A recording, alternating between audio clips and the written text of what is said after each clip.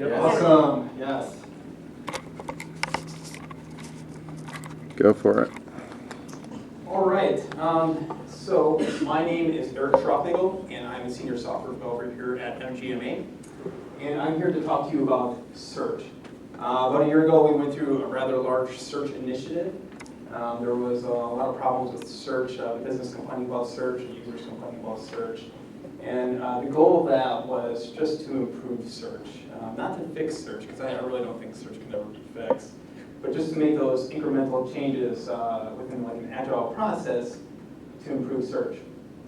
And so the topic within, because optimizing search results can be, just overwhelming how many areas within that. But the point of this is optimizing search results, mixing organic and inorganic results. And what that means is organic results are like out-of-the-box search library features. You're basing it on the quality of content. You're basing it on like term density within that piece of content. Inorganic results are forced. Those things are like ads. Those are like featured documents that can explicitly be put anywhere in the search results. So Kentico uses Lucene as a search library. And Lucene is a full text index, meaning that any file that can have text extracted from it can be indexed. That includes PDFs, HTML, XML, Word docs, and so on.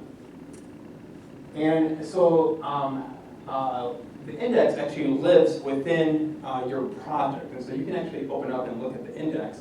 It's like 5 or 10 files, and pretty cryptically named. If you open them up, they don't really make much sense. So the process of creating an index is that you decide what fields you want in your index. And then from your piece of content, you're going to extract information and manipulate that to put those into those fields. And then you take those fields and add them into a document, a Lucene document. And then you take that Lucene document and you add that to the index. And so an index can contain 0 or more documents. And so this is all managed by the Kentico Smart Search module. All right, so I guess I can, talk about, improvements you can make to search, but also kind of like how we went through this process. And so like I said, there was a lot of like, we need to fix search, you need to fix search, you need to fix search, but nobody really had a solution because nobody understood how search worked. So that was where we started. The first item, scoring. Scoring is the weight of the document, where it appears in the search result. And so that ranges from 0 to 1. And so the higher the score within the container of those documents, the higher it will appear in the search results. And the lower the score within the container of those documents, the lower it will appear in those search results. So that's really important. That's basically telling the organic search where it's going to appear in the search results. Boost. So boost can be either positive or negative. And boost means, like, let's say you have a certain document in the results that's a 0.2 weight. Well, you can boost that up. You can say, I'm going to boost this up to 0.4, so it's going to appear higher in the search results. You can also do the opposite and give it a negative boost. You want to drop that down in the search results. So the next point, expression visibility. So expressions. So when you're typing, when the user goes to your website and types keywords into your search box and clicks go, Lucene actually built an expression based on those keywords. And understanding what that expression looks like, I'll show you. So in our case,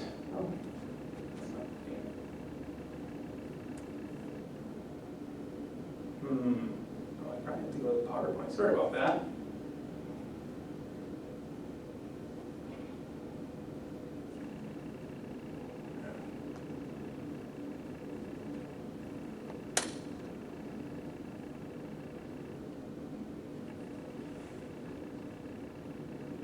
There we go. Cool. Okay, great. Awesome. This is our search results on our main site.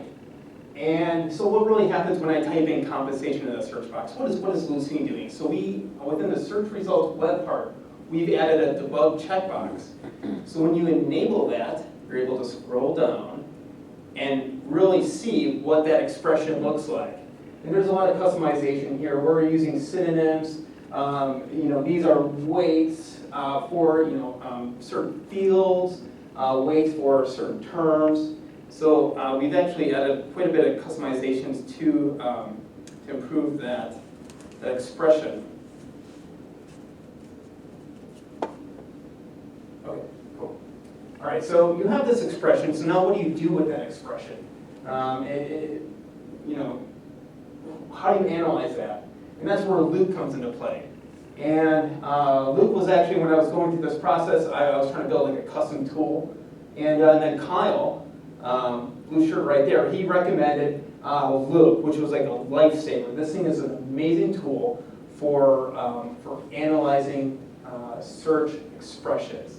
And so I can take that expression, copy and paste it into this program called Luke, and press search. And then, first of all, let me back up. So you have Luke, and you're going to open up your index. So you're going to go to your where all your index files are located. You're going to open up that index, and then so you have that index open. Then you're going to go. You're going to enter in your search expression. You click search, and so the results that you see in Luke are going to mimic the results that you see in the search results on your site, which is great because you see the order, but you also see the weight for each document. So you can see, the score of the document. You can see each of the fields that are associated with that document, fields that you've added to it. And probably the coolest part is they have this, you can select the document and click this explain button. And that pops up this little window where it gives you all these values, all these calculations, all these parameters for how it determines weight. So now, you can, calculate it out or just let Luke do it for you. But it's really neat to see how it determines the weight. Extremely crucial in understanding how your search library works.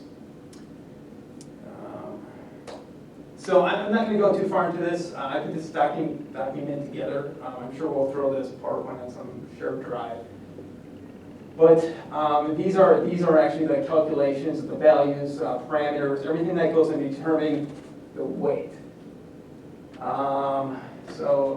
You have term frequency, how many times that term, let's say compensation, you search for compensation, how many times compensation appears in each piece of, or in that document.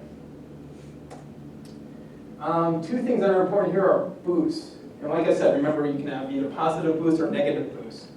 And so there's two types of boosts. There's boosting at index time, means that when you're building that index, you're going to boost, let's say, certain fields or, certain fields. So, in our case, we want to boost the title and the subtitle. So we do that for all our pages at index time. And then you have boosting at query time. And that's really critical for boosting synonyms, things that the user has searched for. So let's say they search for compensation. You can match it against your synonyms and things align, and you can boost things up.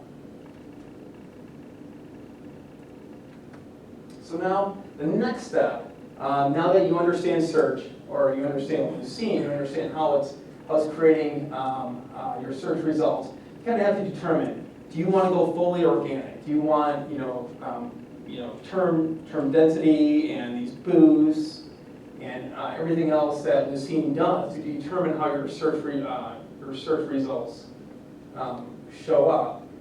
Or do you want to incorporate some organic? And organic means I want to force some things to the top, or I want to force some things at certain positions. And so we came up with a mix. Because I think, we're industry leaders here. Sometimes we need to promote the most important information at that point. So pros and cons of using organic and inorganic. Organic is trustworthy. I don't know about you guys, but if if I search in Google and there's in the search results, there's like things at the top that are like highlighted or bolded. I skip over those. Actually, I don't even know I don't even know they exist there because I think they're ads. I think they're forced. They're artificially put there. So I completely skip over it. I know Kristen. I was talking to Kristen about this yesterday. She actually clicks on those. So I think it's it's a different sort of mix of how your users interact with that. But we don't highlight any of our documents at the top, any of our like featured documents, anything that's organic. We want to make it as organic to the eye as possible. The problem with organic is you have less control. You're basically at the mercy of the quality of your content, the quality of term density, and the quality of your logic in the back end that determines boosts and whatnot. Inorganic. So the positive of that is that you have full control. I can say I want this, this, and this. You can, if somebody searches for a term, they're going to see exactly what you want them to see. But the problem with that is that it may not be related to what they searched for. Let's say the user searches for nachos, and all of a sudden, for some reason, hot dogs appears at the top. I mean, why are hot dogs appearing at the top? I wanted to, I like nachos. I don't like I love hot dogs, but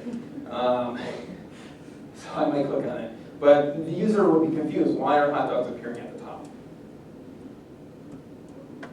All right, so optimizations. Optimizations that we've done so far for our business, but these can be used anywhere. These are organic optimizations you can do with Lucene. Like I said before, you can boost the headline and the summary. Let's say you obviously want to boost the headline a little bit more than the summary. So that means you're searching for compensation. So for any pieces of content that have compensation in the headline, let's boost that up. That's relevant material. Same thing with the summary. If compensation appears in the summary, let's also give that a boost. Maybe not as much as the headline because it's not as crucial as the headline. But let's boost that up. And please remember that these are all just, this isn't the end all, this isn't like how you should do it or like how are you going to do it in the future. There's a lot of tweaking that needs to go in place. You make decisions, you implement them, and then you review those decisions and see if that helped out or was detrimental, and you make changes. Ignoring tags. I think that's highly debated, but I totally believe in ignoring tags. Tags are, within your page, within Kentico, your piece of content, there's tags associated with it. So you can go, you can set these tags that don't even appear on the content. The user has no idea that they're, but that piece of document, that content is tagged.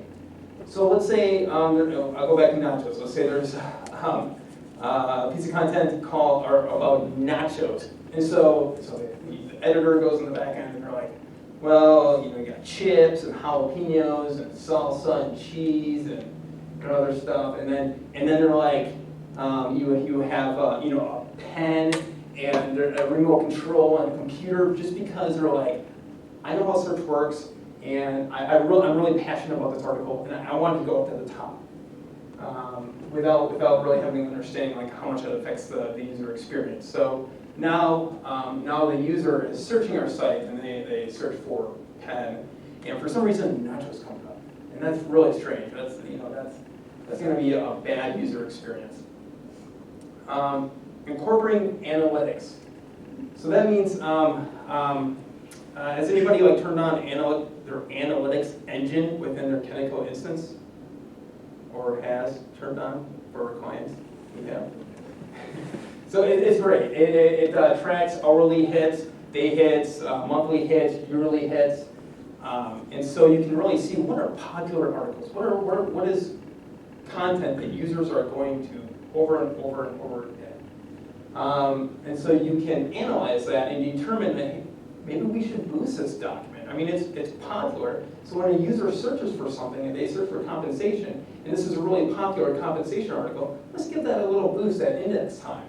Let's push that thing to the top a little further. And then synonyms. And so synonyms basically mean that you can exchange one word for the other and they'll mean the same thing. And so I know there's a lot of like lookup tables that you can download and huge synonym tables that you can apply to your instance. However, that really doesn't apply to us. You know, MGMA, we have our own business language. We have terms that the user is familiar with. We have terms that the business is familiar with. And being on that same language level is, I think, extremely important. So we actually built our own synonyms table. I can show you that. There we go. Okay. So you can see we have terms and synonyms, and it's all in a flat layer. It's not compensation isn't a parent compensation data. They're flat. It's just a way of organizing things. So you have your synonyms. So compensation means the same thing as compensation data. Provider compensation, salaries, salary. So if the user searches for salaries, they're also going to search for everything else on that line, all those synonyms. However, you're gonna boost synonyms up a little bit, or you're gonna boost salaries up a bit. Let's say we're gonna boost that up like 1.5. Well, we're gonna boost its synonyms 1.25 because we know those are synonyms, but you were really searching for salaries. So we want things that say salaries in them, boost at the top, and then anything else like compensation. It should still be boosted, but not as much as salaries.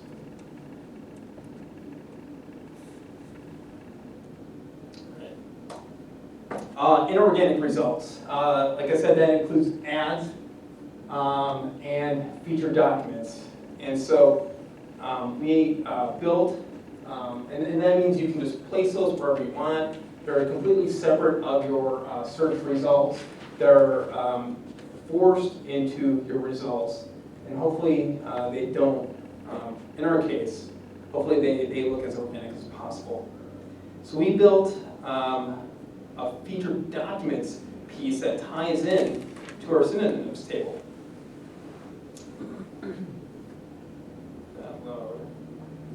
And so that allows you to set certain documents to always appear at the top. That's really slow. It's one of our dev environments, so it's probably spinning out. The hamsters are running. So you have featured documents, and so we see here, these are forced. These have nothing to do with the relevancy to what the user was searching for. It just says when you're searching for compensation or any of those synonyms, these are going to appear at the top. So we have MGMA surveys, reports, and management compensation finder tool. So we can go and look at our search results. You'll see those things are at the top, completely forced. And how this works is that this is a web part repeater, totally separate of the web part search results. And so we, even if this result, this document, appears in the search results, we pull it out of here so it doesn't appear, so we don't have duplicates in our search results. So these are two totally separate controls. Because we actually tried, well, let's just add a lot of boost to that. Well, when you multiply things, it actually lowers the boost and really kind of messes with things when you start applying boost to it. Like if you apply a boost to this piece of content, it actually somehow changes that with negative boost. It's an interesting algorithm how it works. So we decided to keep them two separate controls: feature documents at the top and then search results at the bottom. Bless you. Oh yes, featured. And so one really interesting, cool part about this is that we have a featured from and a featured to date. And that means so annual conference, that's like our big shindig. And so let's say annual conference, we want the registration page to be at the top during a selected period of time. And so we can say, starting at the beginning of this month to the end of October when annual conference is, we want the registration page to appear at the top regardless given certain terms. Like if somebody searches for conference, annual conference registration is number one. Who cares what's in it? Who cares the term density? Completely inorganic.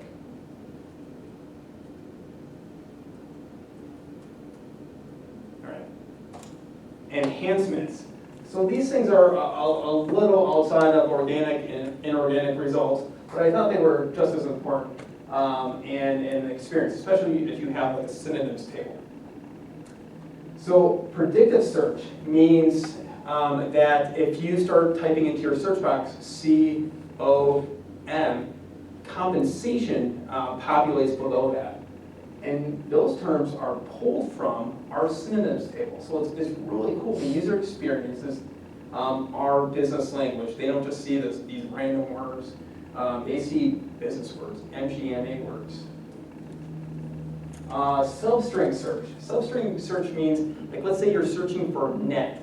It's also going to be searching for network, internet, kinetic. Stemming. Stemming means removing the suffixes from a search term. So if you search for programming, you're also searching for program. If you search for programs, you're also searching for program. And then fuzzy searching, misspellings. You type in compensation, and you at the end you put an M instead of an N. It still knows what you're talking about, and it'll apply those terms, synonyms, because of that.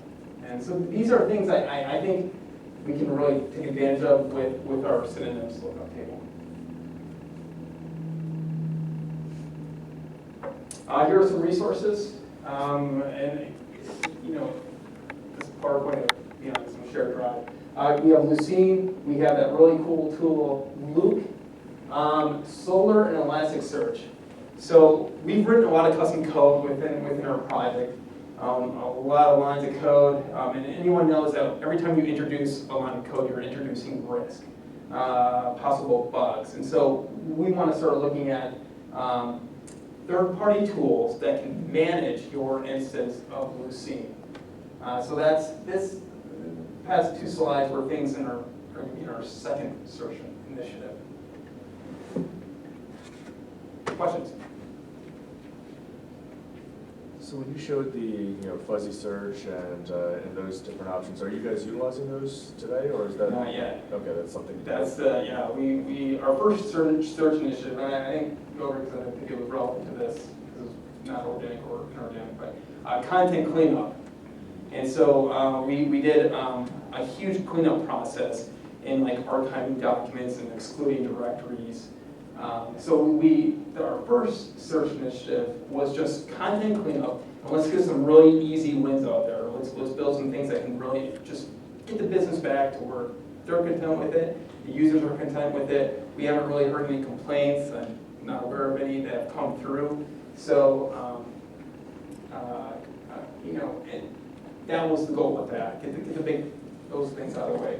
Now we want to start playing with it. Work in an agile environment, make tweaks, see the response, monitor your technical analytics, see if users are finding what they need. If they're not, we need to change, we need to tweak. This is an ever-evolving solution. And have you guys contemplated faceted search options, or is that something that doesn't really play into how you anticipate search working for your company? Like categories. Right, being able to drive, things like that. Yeah, we actually have faceted search. You see over here, we actually drilled down page types, topics, which are categories.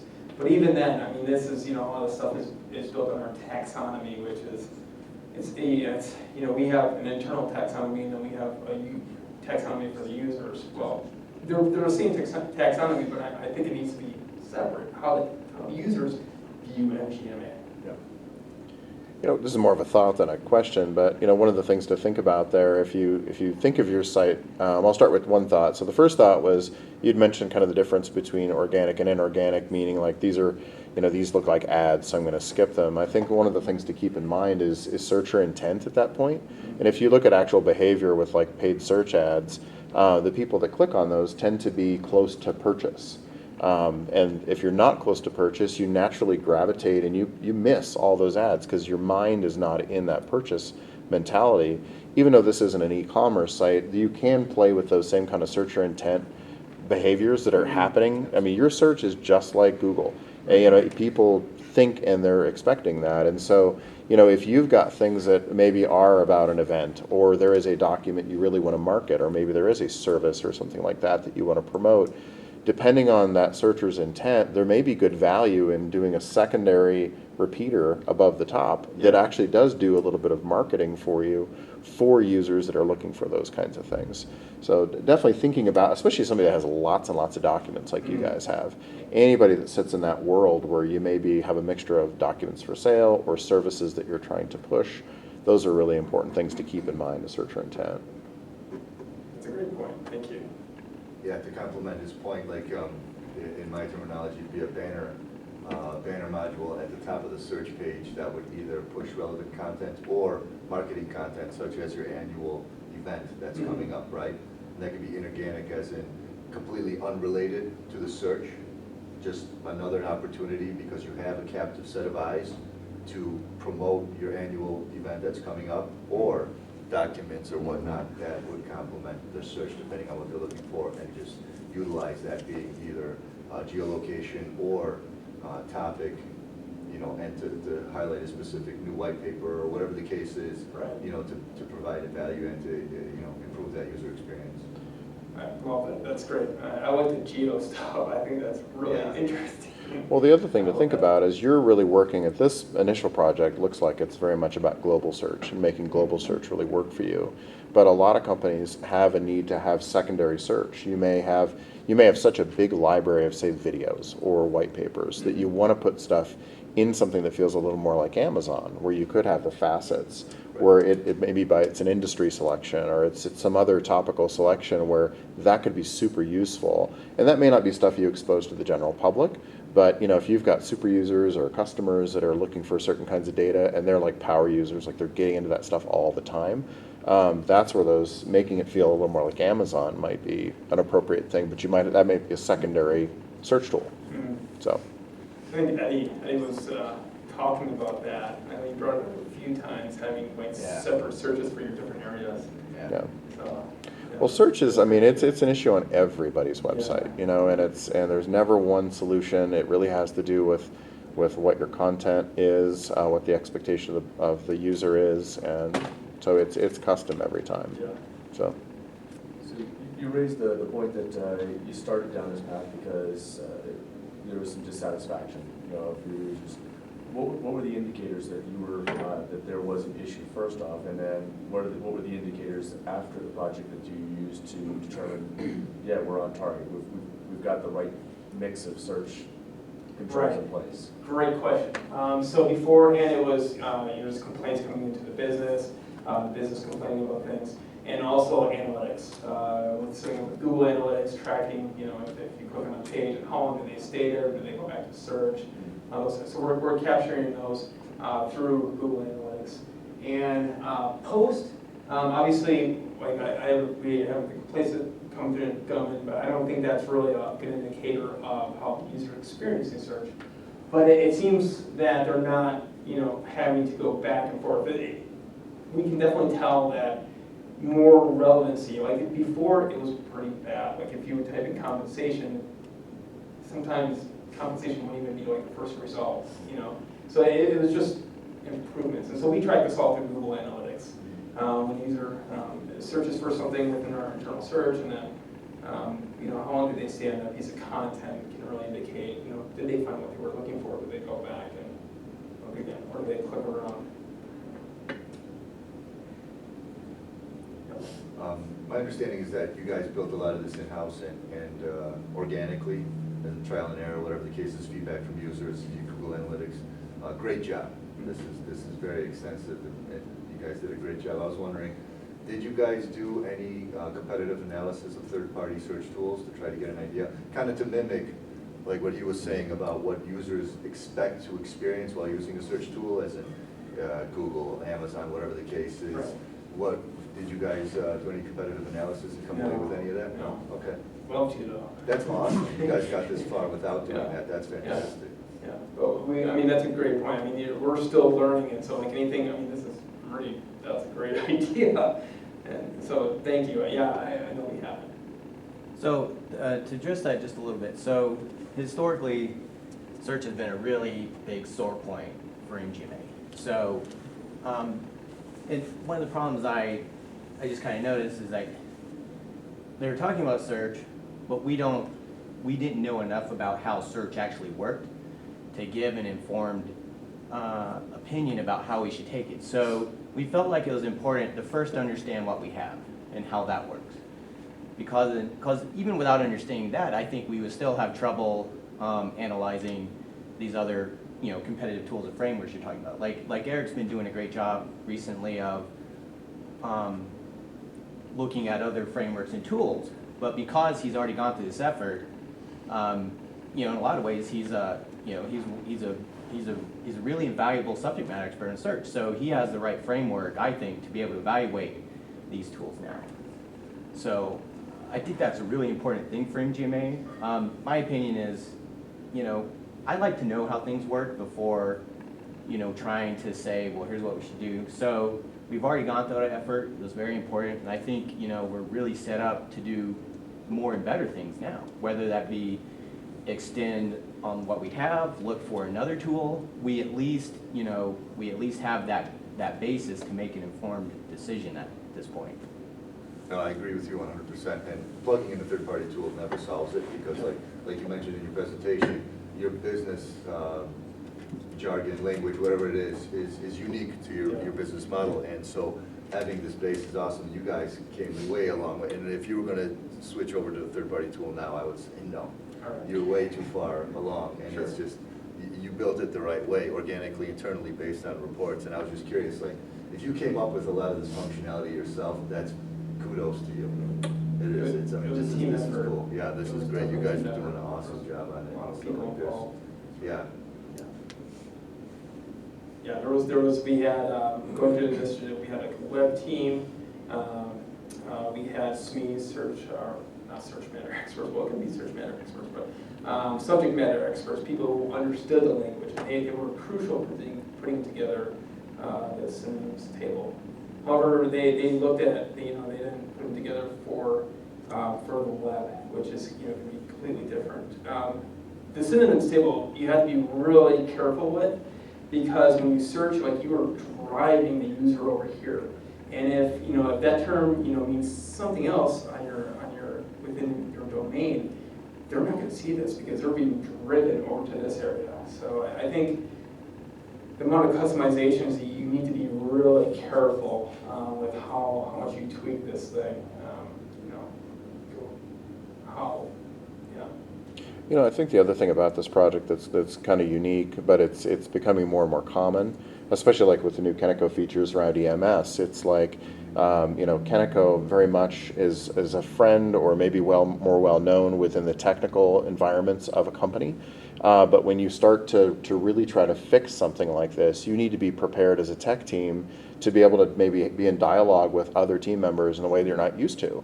So you actually have to facilitate, what are the questions we need to ask? People say, well, search doesn't work. It's like, okay, that's great, we agree, but let's really actually dive into how it doesn't work. And that is a whole different kind of thing. So you have to find people on your team that can help engage end customers to say, okay, let's come up with 10 or 15 potential searches you might be, what would your expectation be here? And then, doing some of that kind of, user interviews, I think is something that anytime you're going to tackle search, you need to be ready to do a series of those, both with customers, with internal folks, because those folks inside that are always like, I want my document on top, and that document doesn't really need to be on top, but it seems like it's a requirement. So you have to be able to kind of be ready to collect that information in a way that you can then put it all out on the table and say, well, here's the priorities, here's what we're going to make, phase one of this project, and how to kind of structure it. But I think you just have to be ready to do things that maybe are a little more, maybe outside the wheelhouse of what traditionally you do. So. But the last thing I'll say, with EMS, we've seen the same thing, where it's like, if you've got a tech department that doesn't quite have all the jargon around marketing, or they don't have some of the concepts down, it's difficult to know how to tell the business to implement that piece without really understanding some of those pieces. So I know you guys do a great job of pulling teams together to bring people in to help solve problems. But at other organizations, that's just something to think about, is trying to find, even if you're a partner, trying to find people within the organization you're working with that can help solve a problem or build a bridge. Thank you for sharing that. Yeah. You made a quick sidebar comment around the taxonomy Yeah. of your content, and obviously it can relate to search, very directly or kind of an indirect way, where your categories on the left-hand side. But you stated that some of it is organization-led and some of it is more organically created by the users of defining those categories and those tags. How did you use taxonomy, and how did you use the categories, and where did you draw that line of what would be organically created for categories versus organizational, kind of mandate? Right. Great question. No, I would love to do that. That's like a dream. But we're right now our taxonomy exists within the business, and it feels like it's consistently evolving, and it almost it almost feels like there needs to be two separate ones, like that. How we interact with the business with MGMA is not the same way the user interacts from their standpoint. And so, that's done through user testing, meeting with users and really talking with them and understanding how they interact with MGMA. And these are things we're always improving. I mean, and even compared to like a year ago, I think we're light years ahead of where we are now today. And a year from now, I mean, we just got some really cool initiatives, and I think it'll fall into place at the right time. I'm just curious about, obviously your end user or audience is unique, right? So my first question would be have you addressed mobile devices? And maybe not, because maybe your audience doesn't use them. But if they have, has there been anything special that you've done to accommodate your search results page on mobile devices? This is about, this is what it's going to look like on your mobile device. I think, there's probably things, obviously you have all sort of by, no, we don't have like categories that can be searched by. Kyle was involved on the MC, we had our MGMA Connection Plus project, and that's a really neat search tool. I think it takes advantage of some of these advanced features to where, you have like categories, which I